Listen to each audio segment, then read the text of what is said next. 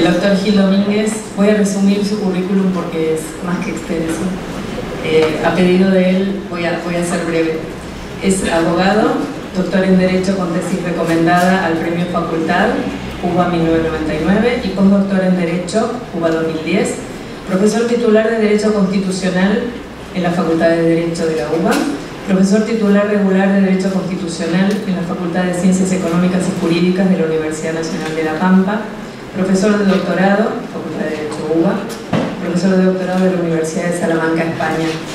Es autor de varios libros y publicaciones. Bienvenido, doctor Gil. Muchas gracias. Buenos días a los jueces y juezas presentes. Para mí es un gran gusto estar hoy acá con ustedes y poder compartir este espacio de reflexión e intercambio mutuo. Quiero agradecer al Poder Judicial de la provincia de Río Negro la invitación y de alguna manera reencontrarme con mis raíces patagónicas. Yo soy pampeano, nosotros somos la puerta de entrada de la Patagonia, pero somos patagónicos, algo tenemos en el sangre patagónico. Y siempre que yo puedo regresar a mi provincia, poder ir a la Patagonia, es una manera de reencontrarme con lo que fueron mis orígenes, los cuales estoy muy orgulloso y me hicieron ser lo que yo soy. Un poco la idea es hablar del Estado constitucional y convencional de derecho con paradigma argentino, desde una perspectiva de teoría general, de una perspectiva de dogmática constitucional y de una perspectiva, aprovechando el espacio que lamentablemente se abrió porque no pudo venir Agustina, de una perspectiva de aplicación práctica en aspectos quizás hoy más controversiales en lo que hace al derecho de familia. Para empezar esta exposición me voy a autoexpolear y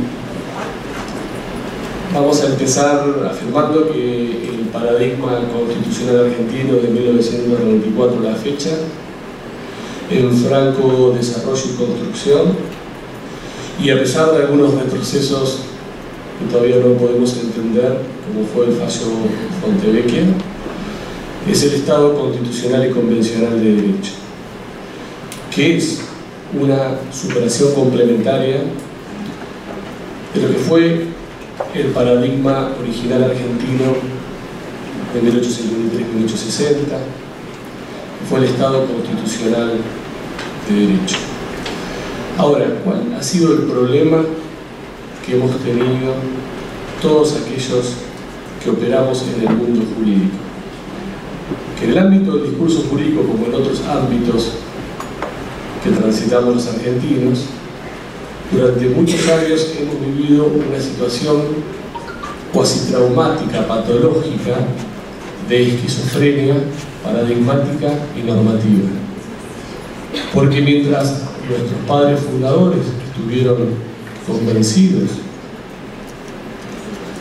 de que estaban conformando un Estado constitucional y convencional de derecho, no solamente si uno revé el mundo de las ideas, sino la vida de muchos de nuestros padres fundadores, sus viajes, sus aprendizajes, estaban convencidos de que estaban construyendo y estaban instituyendo normativamente un Estado constitucional de derecho.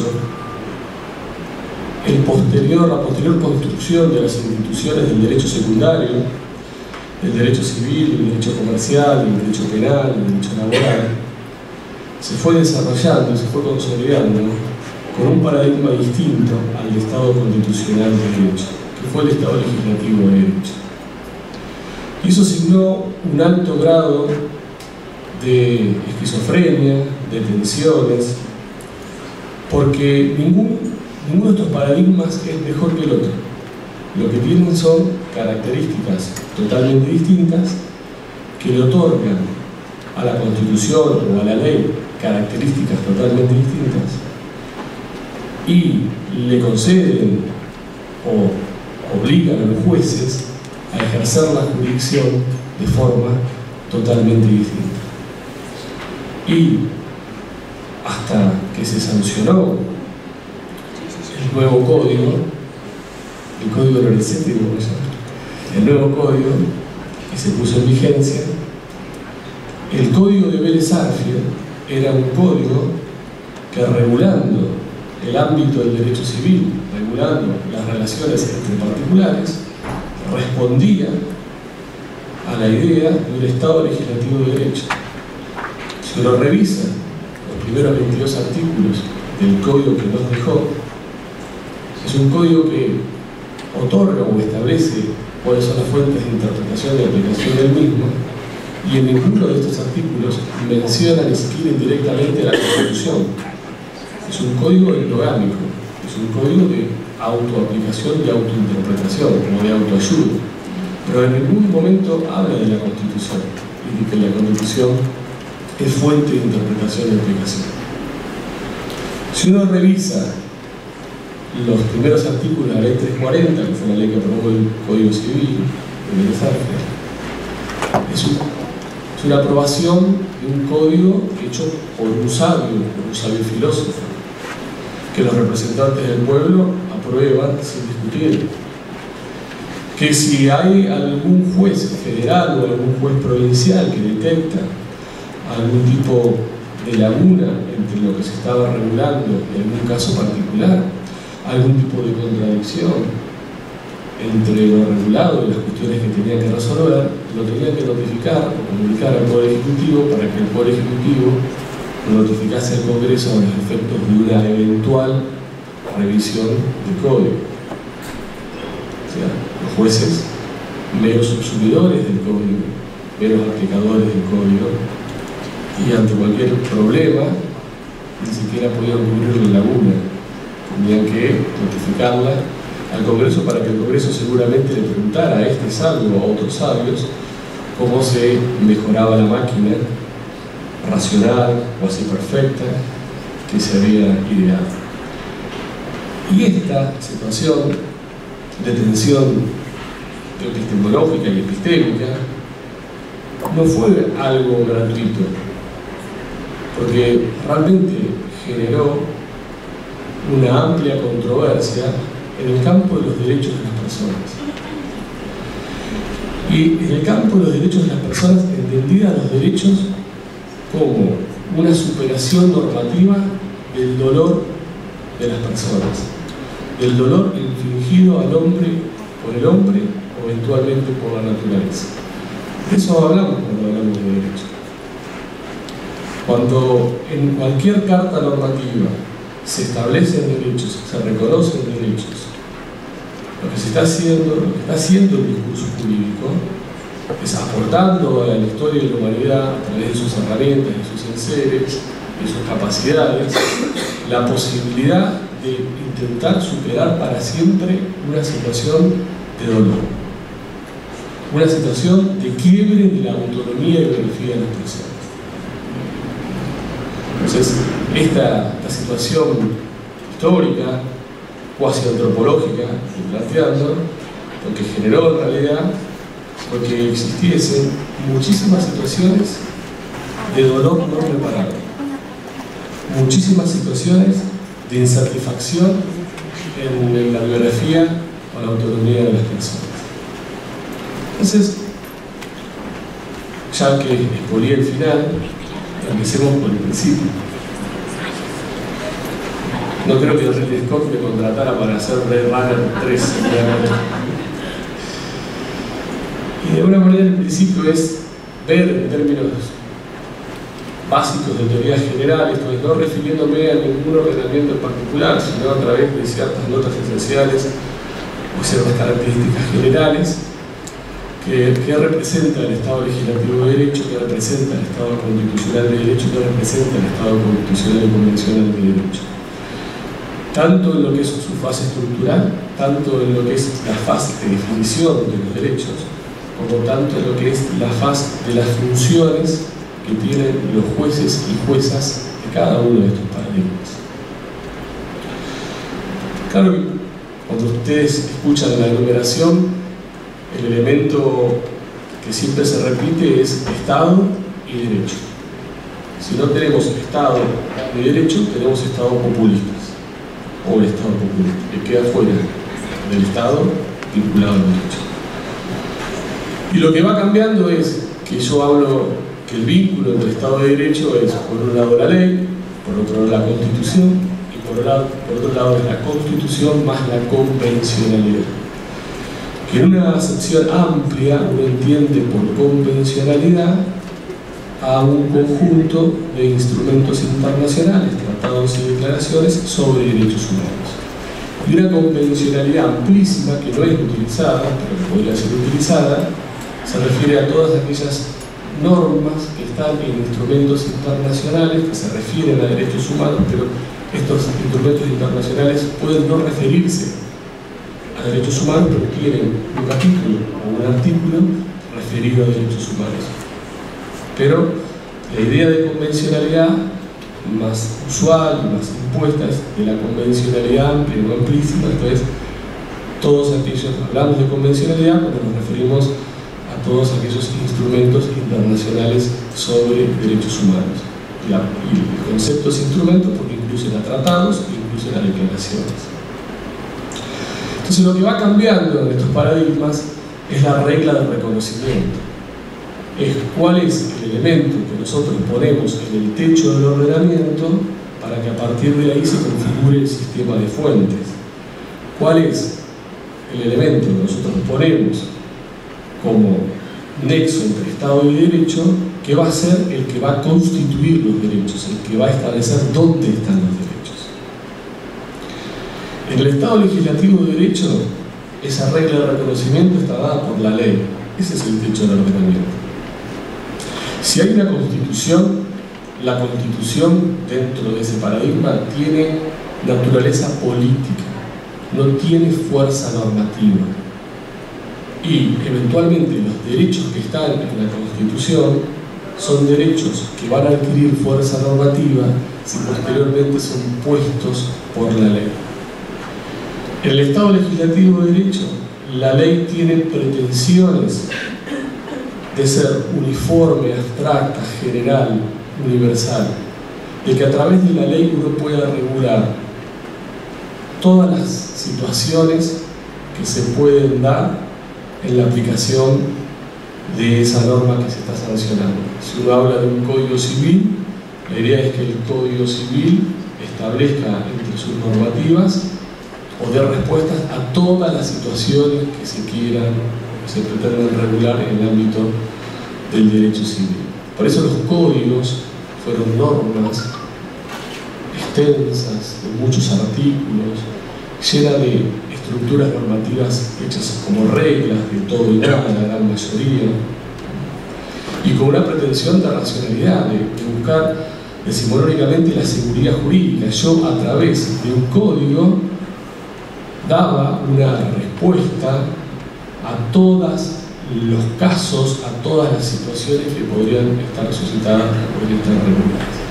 Y la máxima expresión de este intento de racionalidad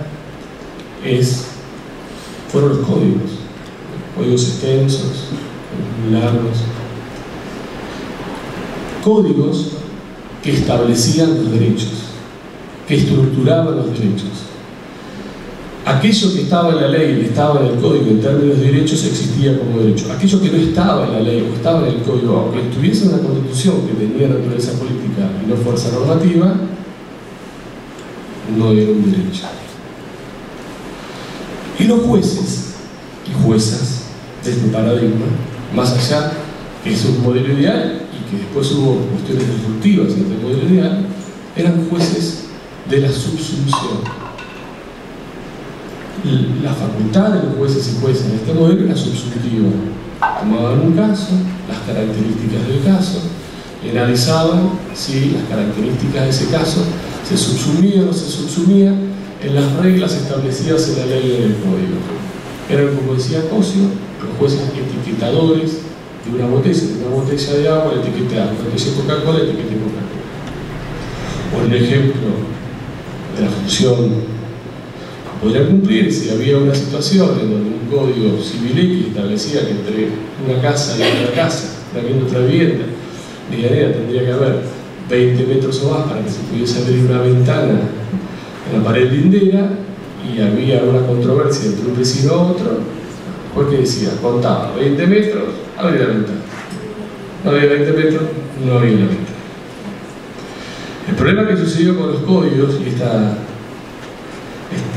ansia de racionalidad extrema fue que lo mismo que sucede con la moneda, cuando se emite sin respaldo, hay inflación monetaria.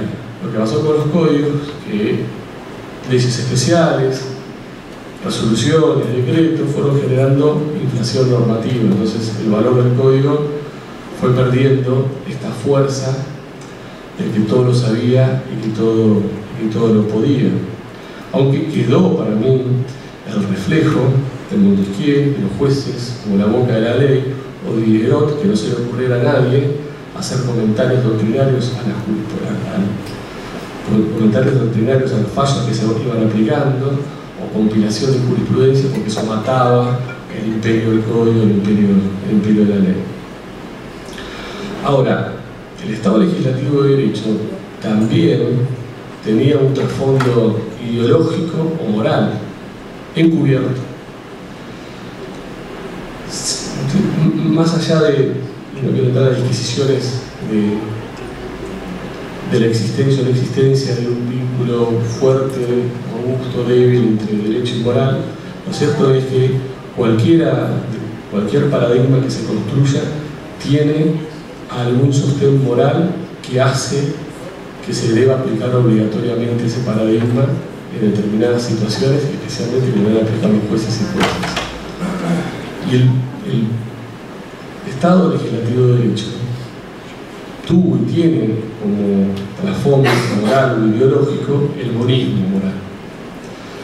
El monismo moral que refiere que de todos los planes de vida que existen en una sociedad, de todas las biografías que cohabitan en una sociedad de distintos, hay una y solamente una que tiene la relevancia moral como para ser receptada por el discurso jurídico, para estar en la ley con minúscula y en la ley con mayúscula en términos lacanianos.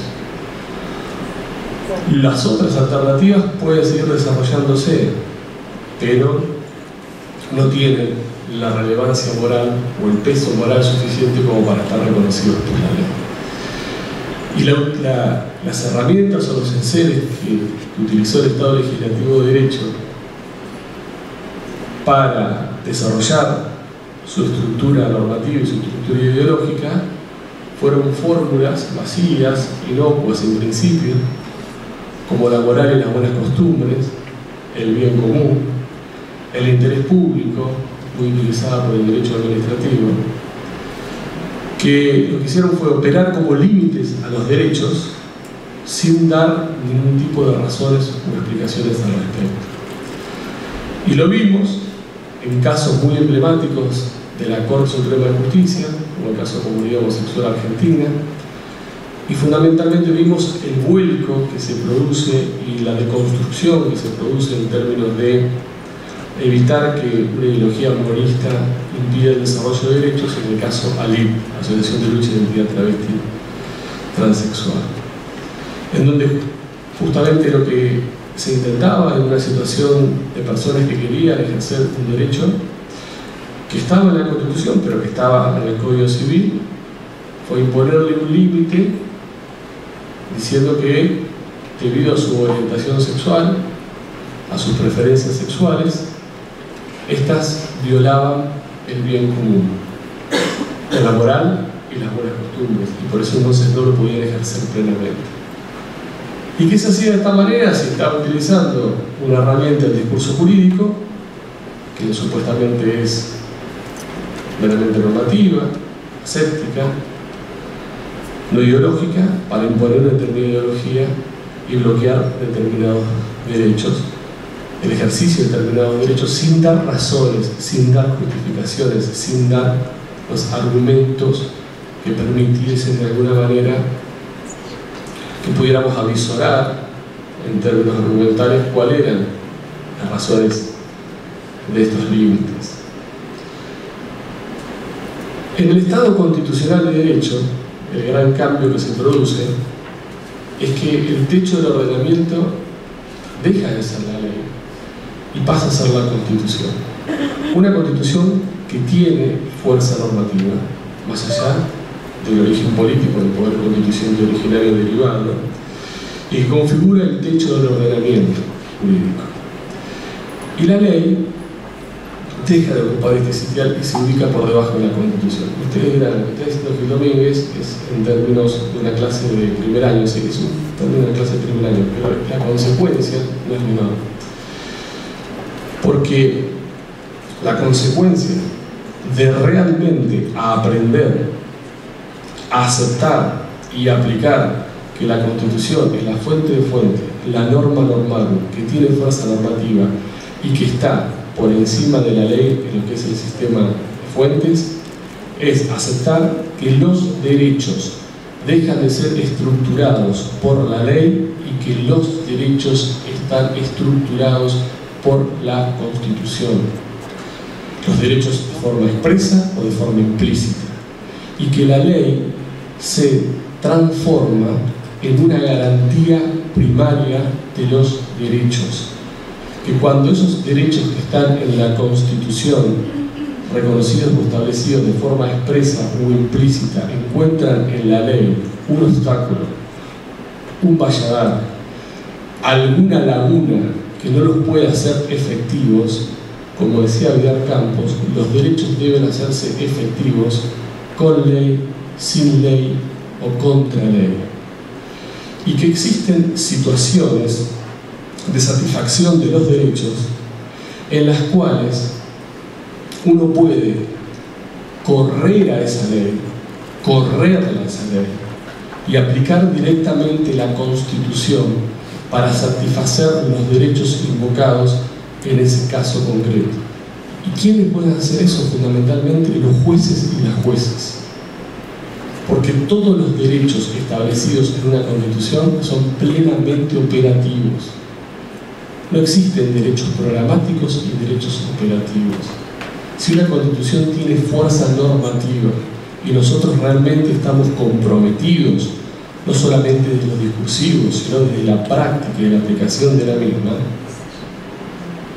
no existen derechos operativos y derechos programáticos, son todos derechos plenamente operativos. Porque como dice Robert Alexi, establecer derechos fundamentales o constitucionales en una Constitución y dotarlos de programaticidad es enviarlos lisa y llanamente a la morgue de los derechos. Si nosotros realmente entendemos este cambio paradigmático, los jueces y juezas del Estado constitucional de derecho parten de esta premisa: los derechos están en la Constitución. En aquellas situaciones en donde existe un caso de aplicación de derechos, en donde un titular de derechos lo que pretenda es satisfacer un derecho, concretándolo, determinándolo, sin que del otro lado exista otro derecho que colisione con este derecho. Si existe una ley que es un obstáculo, si existe una ley que me impone una situación no regulada, aunque se llame grandilocuentemente código, los jueces están capacitados y quizás estén obligados a correr la ley sin tener que declararla inconstitucional, sin tener que dar razones de por qué se apartan, y aplicar directamente la Constitución, aplicar directamente los derechos y darle una satisfacción plena a la pretensión de aquella persona que ha acudido a la judicatura porque la garantía primaria de la ley no le ha dado respuesta a la satisfacción general de los derechos o del derecho que titulariza y que está en una situación de falta de efectividad o falta de normatividad. Distinto puede ser la situación, claro, que estemos en una colisión de derechos, que es la única situación en donde se justifica al límite del ejercicio de los derechos. Y esto de alguna manera fue lo que interpretó la Corte Suprema de Justicia en el caso Alito. Y es lo que de alguna manera cambia el Estado constitucional de derecho con respecto al Estado legislativo de derecho en términos de límites a los derechos. ¿Qué es el bien común? La plena satisfacción de los derechos que quieren ejercer las personas en el ámbito de su biografía, de su dignidad o de su plan de vida. Ahora, ¿cuál es el límite que se impone? El límite es cuando existe otro derecho, se ponderan ambos derechos y hay uno que tiene más peso ponderado que el otro. En esas situaciones, ahí sí, para satisfacer un derecho que no es el que está contemplado, garantizado generalmente por la ley, los jueces y juezas necesariamente deberán declarar la inconstitucionalidad de la ley que protege en general al derecho que va a ser prevalecido por el otro derecho que está en la Constitución, que esa ley no contempló. Pero en situaciones de determinación, en situaciones de concretización, en situaciones de determinación de derechos,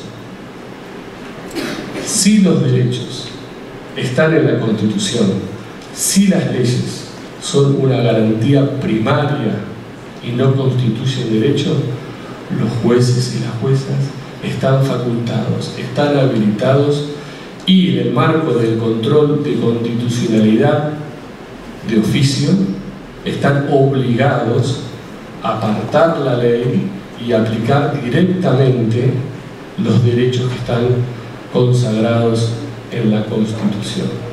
Porque dijimos que esa Constitución, como techo del ordenamiento, adquiere fuerza normativa. ¿Y qué quiere decir que adquiere fuerza normativa?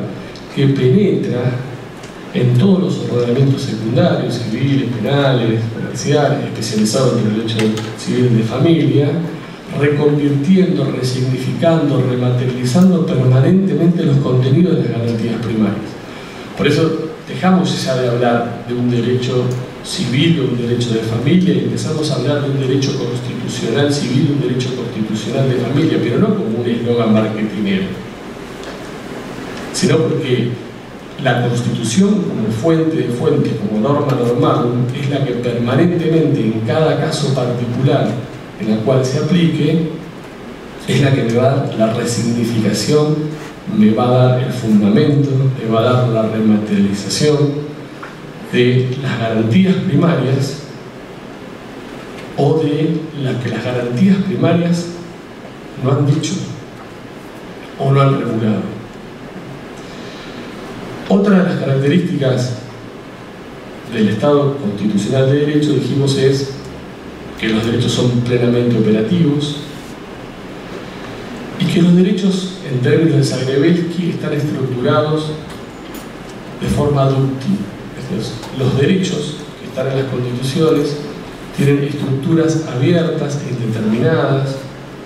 Y más allá de las características de los lenguajes naturales, como la vaguedad, como la ambigüedad, esto es una apuesta totalmente consciente que cuando uno establece el derecho a conformar una familia, no lo cierra como una regla y dice el derecho a conformar una familia, entendido por familia, un hombre y una mujer casados civilmente, casados religiosamente, con un par de hijos y tantos años de matrimonio.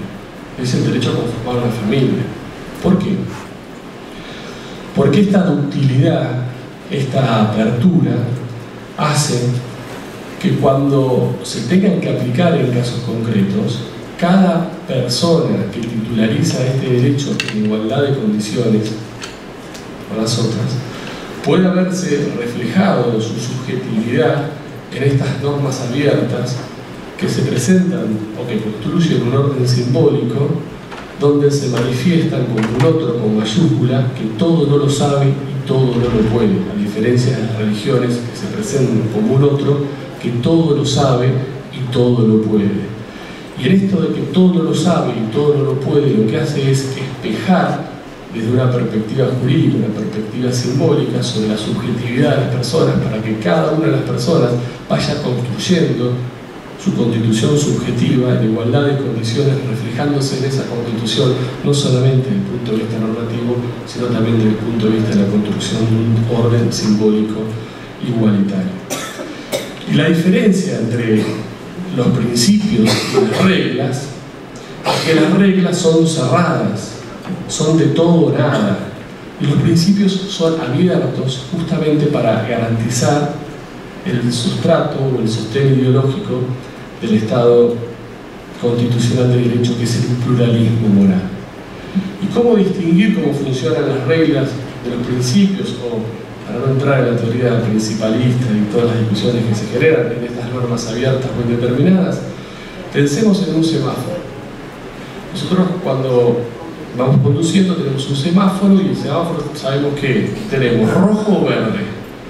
Entonces, con una paramos, con la otra pasamos. Esas son las reglas. Las reglas no dicen si paramos o no dicen si pasamos. Y los principios se vinculan con el amarillo. Cuando uno llega y ve el amarillo, en algunos casos lo que hace es pasar, en otros casos es frenar, en otros casos es frenar y mirar y pasar. Así funcionan los derechos, con esta estructura abierta, con esta estructura dúctil, con esta estructura de apertura, como un semáforo amarillo. Porque otro de los grandes pasos del Estado legislativo de derecho al Estado constitucional de derecho es que este es un modelo particularista. Deja de ser un modelo generalista. Se deja de intentar desde una norma dar todo tipo de respuestas a todas las situaciones que se puedan aplicar, y se transforma en un modelo particularista, en donde el contexto de aplicación, el caso particular, va a ser aquel que va a determinar la solución que se le deba dar al titular de los derechos. Ya no se pretenden soluciones universales. Lo que se pretende son soluciones particulares contextualizadas, a partir de la cual podemos generar reglas, podemos generar una regla, pero la regla va a ser en la medida en que se den estos hechos, yo resuelvo esto. Otra de las características también del Estado constitucional de derecho es la rigidez constitucional. Es que ahí donde están depositados los derechos, esa norma que están depositados los derechos es un pacto de convivencia, no es solamente una norma jurídica, tiene una raigante también sociológica y antropológica, es un pacto de convivencia social que tiene aras, o que tiene como objetivo la perdurabilidad.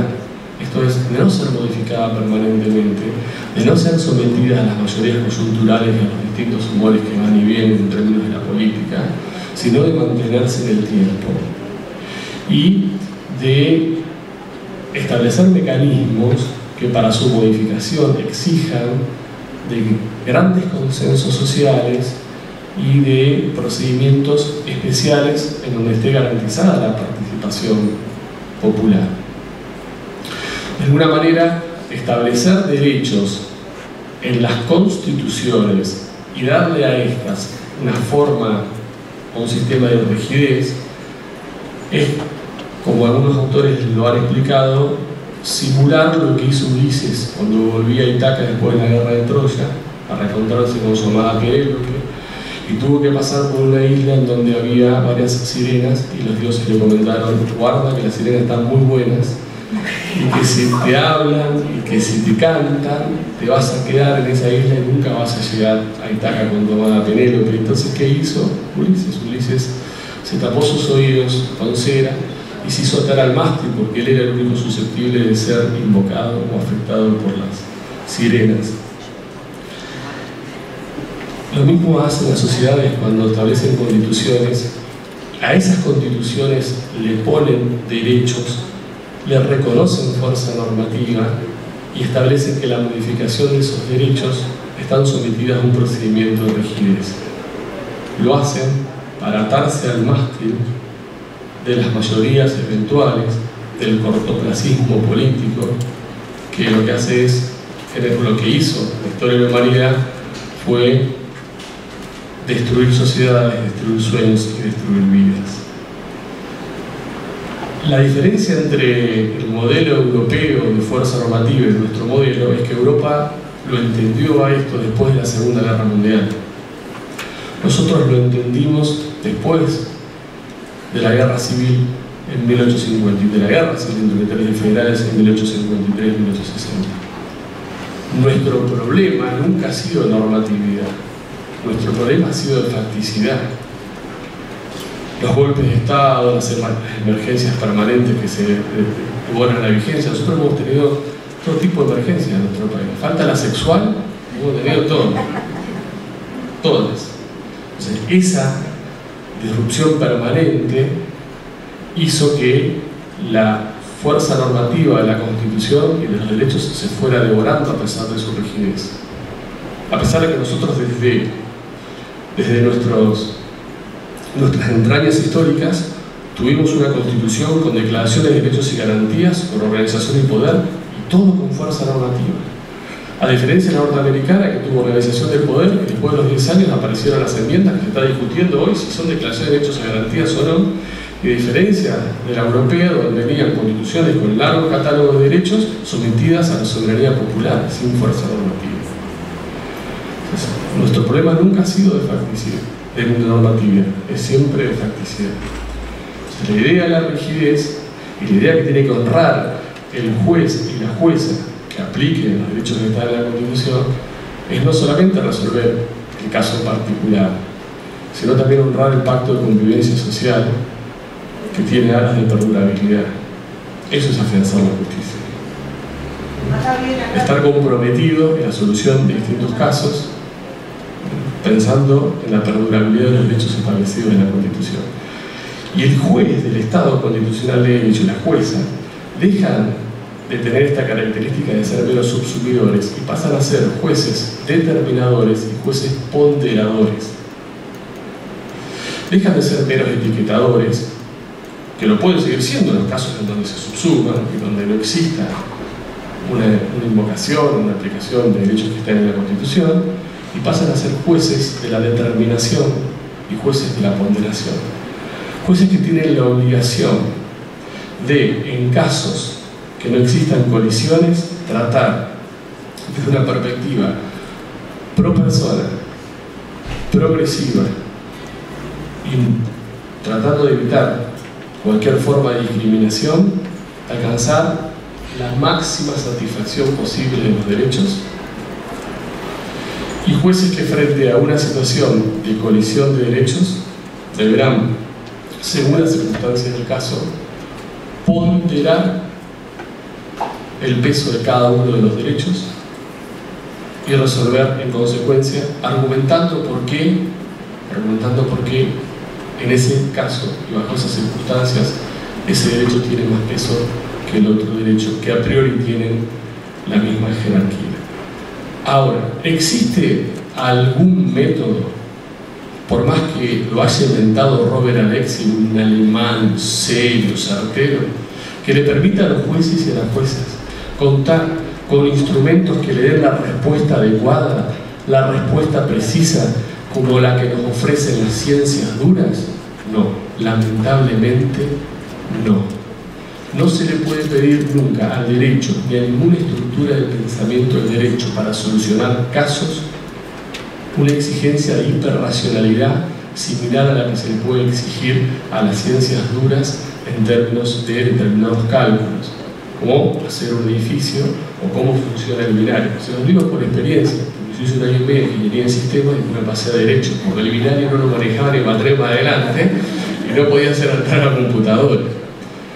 Entonces, cuando uno habla de esos casos en donde el juez debe ponderar, son esos casos donde el juez podrá tener el principio de pro persona como vector, el interés superior del niño como vector, el principio de proporcionalidad, aún con los enseres que la jurisprudencia del Tribunal Constitucional Alemán, Robert Alexi y todos los demás autores han ido desarrollando. Pero van a tener que resolver los jueces y juezas. Y el que no puede tendrá que rever su vocación. Es como si uno quiere ser médico, ve sangre y se asusta. Ese es el juez del Estado constitucional, el juez y la jueza del Estado constitucional de derecho. Un juez que resuelve casos particulares, un juez que en caso de colisión de derechos tiene que optar. Ya voy, decirle que llame, que me espere.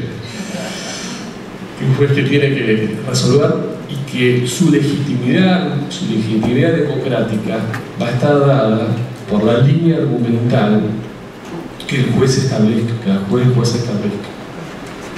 Es cierto, los jueces no tienen legitimidad democrática directa, no los eligen, no se renuevan en el cargo y toman decisiones muy poderosas. Ahora, hay muchos funcionarios del Poder Ejecutivo que no los elige nadie, que duran en el cargo como dura el presidente y que toman decisiones en un día y que hacen un desastre que ni el peor juez imaginario podría hacer en 10 años. Entonces, cuidado cuando muchos jueces se ven prohibidos con este discurso de, bueno, vos no podés ser un juez de la ponderación porque no tenés legitimidad democrática directa. No sos como los representantes del pueblo, que son elegidos, que se renuevan. No, los jueces tienen legitimidad, que es la legitimidad democrática argumental. Su legitimidad democrática está dada porque primero tienen la obligación de argumentar sus decisiones particulares, a diferencia de los poderes del Poder Legislativo, que puede sancionar una ley sin dar ningún tipo de fundamento y esa ley es válida. Y en la construcción de esos argumentos, que no van a ser perfectos, que pueden ser discutibles, que pueden ser rebatibles, y que no hay ninguna herramienta a priori que le permita a un juez decir, aplicando esto tengo la máquina de hacer sentencias, a menos que el desarrollo de la inteligencia artificial y los algoritmos inteligentes establezca algún método para hacerlo, con lo cual ni ustedes van a estar ahí ni yo voy a estar acá. Entonces, no tienen esta capacidad. Pero ¿qué es lo que tienen? La legitimidad democrática argumental, que cuando resuelven casos difíciles, o aún cuando resuelven casos trágicos, la diferencia entre caso difícil y caso trágico es que el caso difícil, en última instancia, la solución que adopte el juez o jueza va a traer más beneficios que perjuicios al sistema de derecho. En cambio, el caso trágico siempre va a dar menos beneficios que favores. Cuando resuelva, los argumentos que emplee sean argumentos racionales, consecuenciales, basados en premisas normativas, basadas en premisas empíricas, y adopte la resolución. Lo peor que puede existir en un Estado constitucional de derecho son los jueces formalistas, los jueces que se esconden en la falta de legitimación, en los plazos, en hacer girar permanentemente el expediente. Lo peor que le puede pasar al Estado constitucional de derecho son los ministerios públicos de defensores o asesores que no defienden, que obstaculizan, que en casos de concreción y satisfacción de derechos de niños, niñas, adolescentes, lo que hacen es ponerse en situación controversial con los derechos del niño, niña y adolescente, frente a la pretensión del niño, niña y adolescente y frente a sentencias que lo que hacen es reconocer y satisfacer los derechos de niñas, niños y adolescentes. Y va el asesor tutelar, el defensor, y lo apelan. Esa rara avis de los defensores que no defienden. Sería en el fútbol más o menos como que el número 2 le patea al arquero propio. Que lo que hace es quebrar la coherencia del Estado constitucional de derecho. ¿Cómo se manifiestan los jueces? Se manifiesta el Estado constitucional de derecho a través del control de constitucionalidad. Y el control de constitucionalidad no es solamente una herramienta o un instrumento para expulsar normas que chocan con la Constitución. No es la última ratio del ordenamiento para expulsar normas que chocan o colisionan con la Constitución y hacerlos perder vigencia. El control de constitucionalidad en el Estado constitucional de derecho es una herramienta para dar satisfacción a los derechos que están en la Constitución. Y fundamentalmente a derechos que por esta textura abierta obligan a los jueces a permanentemente hacer una deontología de los casos concretos que aplican. Cuando en un caso concreto tienen que definir si van a proteger o no van a proteger a la familia que la persona titular del derecho está invocando como familia, van a definir deontológicamente qué es familia. Cuando tiene que resolver si se afecta o no se afecta la vivienda digna, aún en situaciones de derechos de naturaleza prestacional, van a tener que definir qué es digno. Y eso es hacer deontología. Eso es construir moralmente, en un caso concreto, conceptos que son indeterminados bajo una perspectiva moral, de construcción, de cognitivismo moral, no hay otro. Entonces, el control de constitucional no solamente se utiliza para expulsar normas, se utiliza para dar satisfacción a derechos. para correr leyes, para suplir lagunas, no solamente para impulsar normas que choquen con la Constitución. Y el juez y la jueza del Estado Constitucional de Derecho es un juez activo, es un juez que crea derecho. Sí, claro, en el caso particular, está creando derecho, está creando el derecho derivado de la Constitución para dar satisfacción a las personas. No hay que tener miedo de eso, no hay que tener miedo, porque la judicatura son las garantías, es una garantía secundaria que se aplica, que se acude cuando la garantía primaria, la ley o la aplicación de la ley por el Ejecutivo, no ha dado resultado, ha fracasado. Entonces, los jueces y las juezas tienen legitimidad democrática argumental, deben utilizar el control de constitucionalidad no solamente para expulsar normas, y necesariamente tienen que ser activos. Necesariamente tienen que ser activos. Cuando resuelven un caso, no están resolviendo una política pública general sometida a un plebiscito político, están resolviendo un caso. Podemos discutir el caso de los derechos colectivos, donde hay un mayor roce entre derechos, cuando hay derechos colectivos en fase de derechos económicos, sociales y culturales, puede haber una mayor tensión entre política pública y judicatura. Pero nosotros estamos resolviendo casos. Y resolviendo casos lo que están haciendo es garantizando el sostén ideológico del Estado Constitucional de Derecho, que es el pluralismo moral. Es el pluralismo moral, que parte del presupuesto de que todos los derechos a priori tienen la misma jerarquía. Es decir, todos los planes de vida y todas las condiciones que tengamos cada uno de nosotros valen igual a priori que la otra. Porque si existiese una tabla previa, entonces los jueces serían jueces consumidores de la deontología, dirían, bueno, si la vida vale más que la salud, ya está, tengo todo resuelto. Todos los derechos a priori valen lo mismo. Por eso, en caso de colisión, los jueces tienen que ponderar. ¿Qué se pondera? Se pondera lo que a priori vale lo mismo. Porque si no vale lo mismo, yo sé lo que tengo que hacer a priori y ya está resuelto. Los derechos son amplios, son de estructuras abiertas y están basados en pautas de interpretación como el principio pro homine, como el interés superior del niño, como el principio de proporcionalidad y la norma de cierre. Esto lo dejo abierto, quizás para la segunda parte. La norma de cierre es el derecho a la no discriminación. En el Estado Constitucional de Derecho, la norma de cierre siempre, uno habla de la norma de cierre, es cuál es el derecho que le da sentido a todo el sistema de derechos. ¿Cuál es el derecho? Que no es un derecho en sí mismo, pero sino que es un derecho que me permite el ejercicio de los derechos.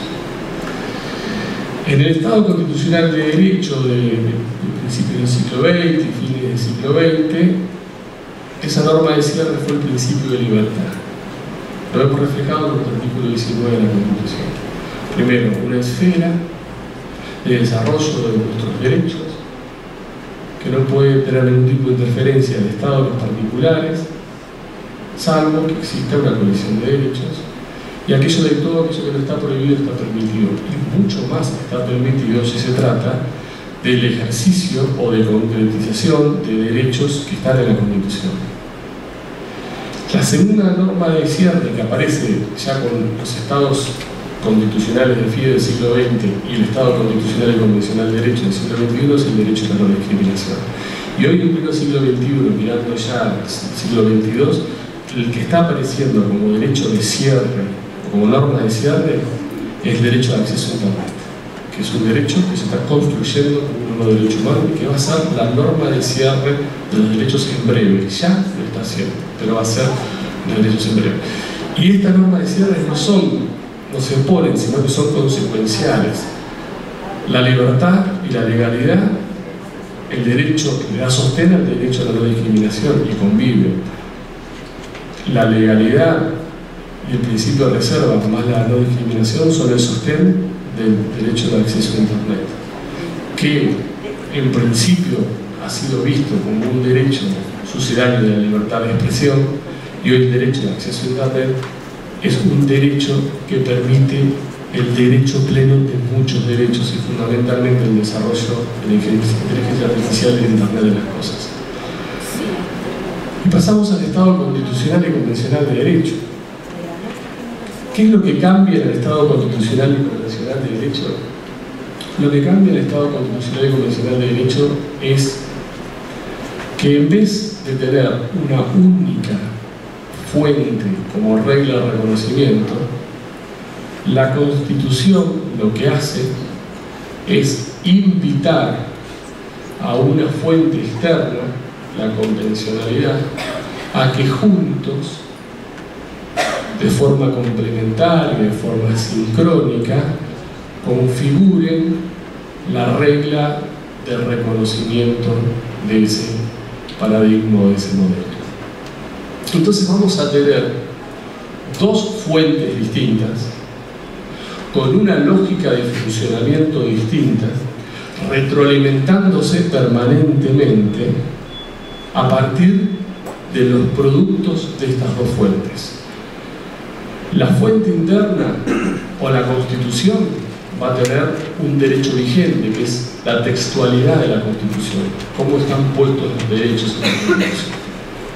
Y va a tener un derecho vivo, que es la interpretación de esos derechos, que en nuestro sistema el máximo y último intérprete es la Corte Suprema de Justicia de la Nación. Y por otro lado vamos a tener la convencionalidad, que el derecho vigente, la convencionalidad son los instrumentos internacionales sobre derechos humanos, su textualidad.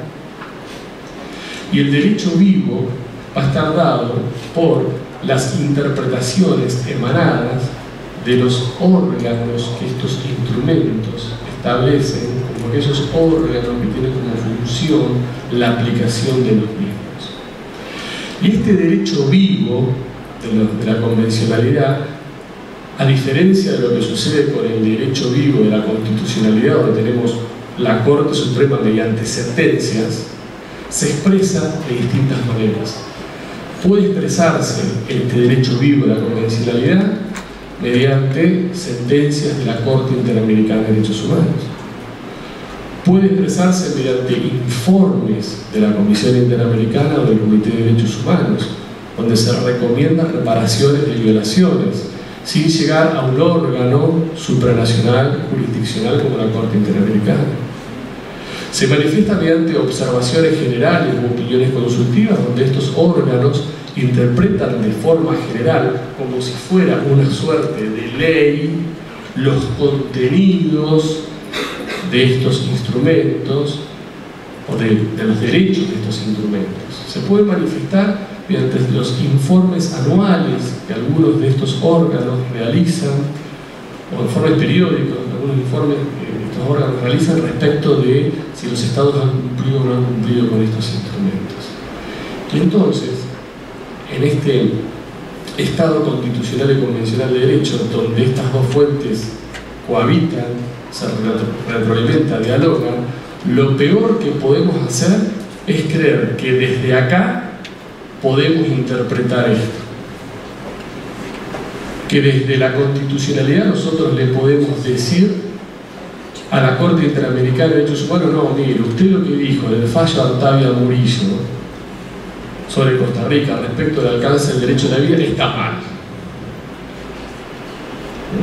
Porque eso es romper con la lógica sistémica del Estado constitucional y convencional de derecho. Y lo que habilita el Estado constitucional y convencional de derecho es que los jueces y juezas ahora deban ejercer dos controles: el control de constitucionalidad, en el sentido que vimos, y el control de convencionalidad interno, que es ni más ni menos que en el caso concreto que tengo que resolver, ver cuáles son las respuestas que me genera la Constitución y lo que ha dicho la Corte Suprema de Justicia, si lo ha dicho, y lo que me dice la convencionalidad, y lo que los órganos de aplicación han dicho sobre esos derechos que están en juego. Porque a mayor control de convencionalidad interno, no solamente voy a dar una mayor satisfacción a los casos que tengo que resolver, sino también voy a evitar que en un futuro exista responsabilidad estatal cuando el Estado se ha llevado el control de convencionalidad externa. Ahora, ¿cuáles son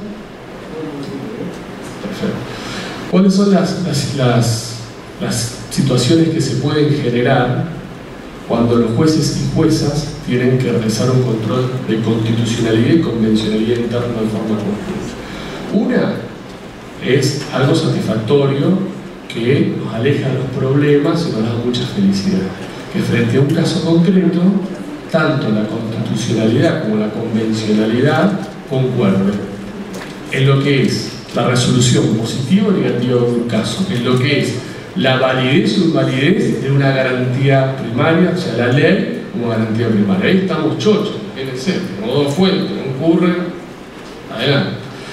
El problema se suscita cuando las respuestas son disonantes entre la constitucionalidad y la convencionalidad. Ahí se genera un serio problema, porque tengo que resolver qué hago cuando la constitucionalidad me da más y la convencionalidad me da menos, o la convencionalidad me da menos, la constitucionalidad me da menos y la convencionalidad me da más. Ahí tengo una situación de colisión de derechos por colisión de fuentes. Y tengo que resolver qué fuente y qué derecho aplico. Frente a esto, las respuestas que puede generar una constitución cuando invita a esta fuente externa son dos. Una constitución cuando invita a esta fuente externa puede establecer que a priori y bajo cualquier condición, cuando se da una colisión de esta naturaleza, la constitución le va a ganar siempre a la convencionalidad o la convencionalidad le va a ganar siempre a la constitucionalidad. Si la constitucionalidad le va a ganar siempre a la convencionalidad, tenemos un Estado constitucional y convencional de derecho con tendencia al Estado constitucional de derecho. Si le va a ganar siempre la convencionalidad, tenemos un Estado constitucional y convencional de derecho robusto. Ahora, la segunda posibilidad es la que yo adhiero y me parece que es la interpretación correcta del 7522, es que frente a una situación de colisión de fuentes, a priori ambas fuentes tienen la misma jerarquía. Resuelvo el caso aplicando el principio pro homine, el principio de proporcionalidad, el interés superior del niño, a las presunciones que se quieran aplicar en términos de aplicación de derechos. Y una vez terminada esta situación, vuelven ambas fuentes a un estado de latencia igualitaria. Porque de esta manera, lo que se resguarda y lo que se protege es el marco o sostén moral e ideológico del Estado constitucional y convencional de derecho, que es un pluralismo ampliado. Porque en el Estado constitucional de derecho nosotros hablamos del resguardo del pluralismo de una determinada comunidad, que es aquella que se da la Constitución. Pero en el Estado del marco constitucional y convencional de derecho, estamos hablando de un pluralismo que no solamente proviene de la comunidad que siguió la Constitución, sino de la comunidad universal que siguió ese instrumento internacional, o de una comunidad regional como la americana que siguió el Pacto de San José de Costa Rica. La igualdad de fuentes, la retroalimentación y diálogo de ambas fuentes, ¿no? Y en caso de colisión, la resolución y la vuelta a ese estado de igualdad normativa, ¿no?, es lo que garantiza que el diálogo, que la retroalimentación siempre se enriquezca por este resguardo de lo que es el pluralismo moral ampliado. Y me parece que en el diálogo entre fuentes no solamente se percolan cuestiones de naturaleza normativa, sino fundamentalmente se percolan cuestiones de naturaleza moral e intersubjetiva que van más allá de la comunidad al cual se aplica. Recordemos que Chile modificó su constitución después del caso de la última tentación de Cristo, porque la constitución chilena preveía la censura previa.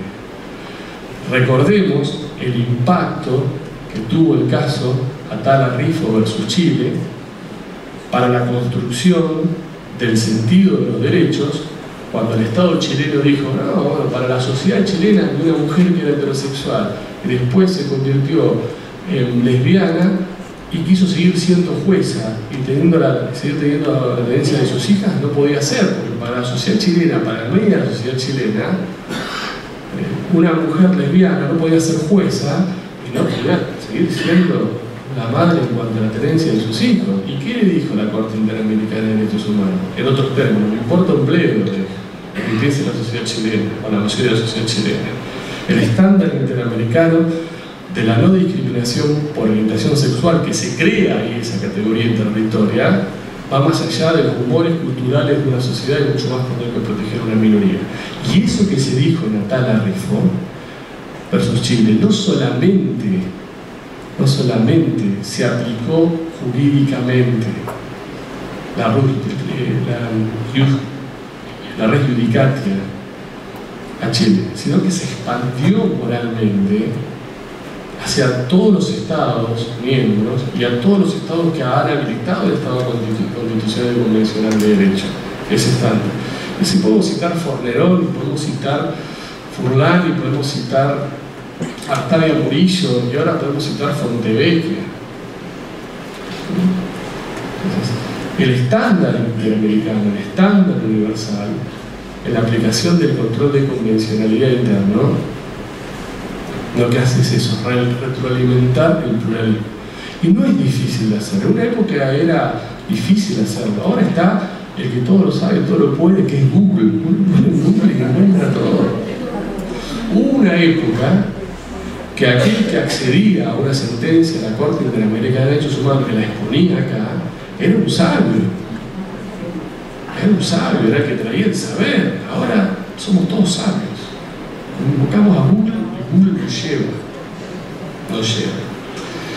Entonces, para ir terminando y dar lugar a las preguntas, nosotros desde el año 1994 a la fecha, de forma progresiva, tenemos desde la normatividad el Estado constitucional y convencional de derecho, siendo su núcleo definidor el artículo 75.22, segundo y tercer párrafo, considerado por muchos convencionales constituyentes, entre ellos Elisa Carrión, el núcleo ideológico de la reforma de 1994, con una conjugación de dos fuentes, con la apertura del control de convencionalidad interno, o la construcción del control de convencionalidad interno a partir de la evolución de la propia fuente externa. Estado constitucional y convencional de derecho, control de constitucionalidad, control de convencionalidad interno, jueces y juezas que han dejado de ser meros consumidores, jueces que ponderan, jueces que determinan, los derechos que están en la Constitución, los derechos que están en los instrumentos internacionales o derechos humanos, con la idea de que cada vez que resuelven un caso, lo que están haciendo es concretar esa aspiración humana de establecer derechos para superar dolores. Gracias.